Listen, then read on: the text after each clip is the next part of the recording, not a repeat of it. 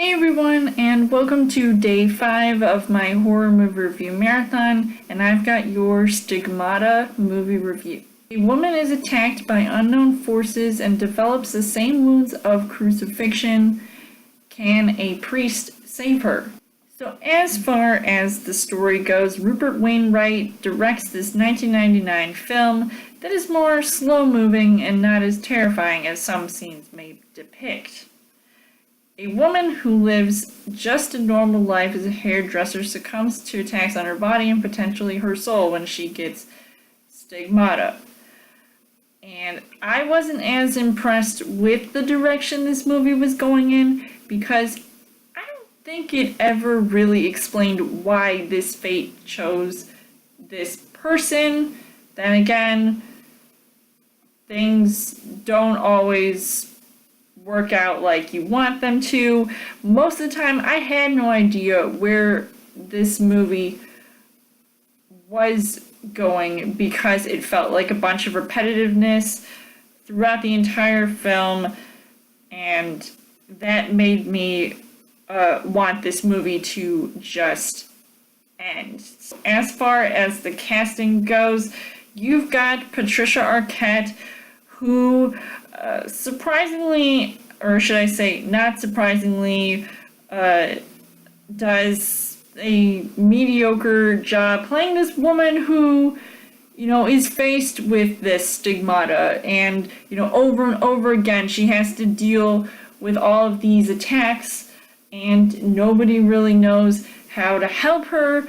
And, I was sort of on the fence about her as an actress, and in this movie it wasn't to my appeal, and Gabriel Byrne comes into the mix playing a priest who is sent from the Vatican to help Patricia Arquette's character, and things are just looking really weird at this point. I wasn't as impressed with the acting in this movie, and I'm really not surprised. I mean, you've got other supporting roles from Nia Long and Jonathan Pryce, who I felt like just came and went. You see them, and then all of a sudden, they become forgettable.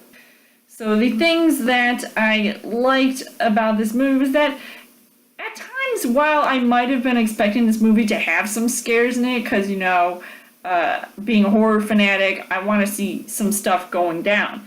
Now, there were a few creepy scenes in this movie, but it wasn't as impressive as I thought it was going to be, and it did look a little bit like The Exorcist, especially in the beginning of the movie, and then maybe close to the end of the movie.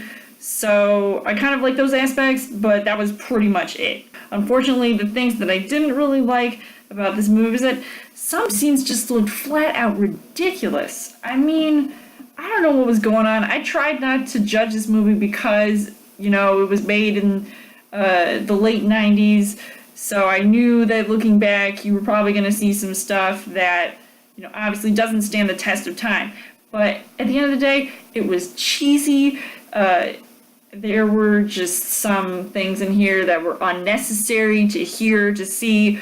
I just didn't care for it one bit. So overall, I would say that Stigmata was quite a disappointment, and good thing this is probably the only time I'm ever going to see this movie, so I can't really see myself recommending this to anyone. I honestly felt like it was a waste of time. It was getting just really boring to watch, and quite frankly, you'd feel the same way too after watching this. I would give this 2 hearts on the heart rate scale.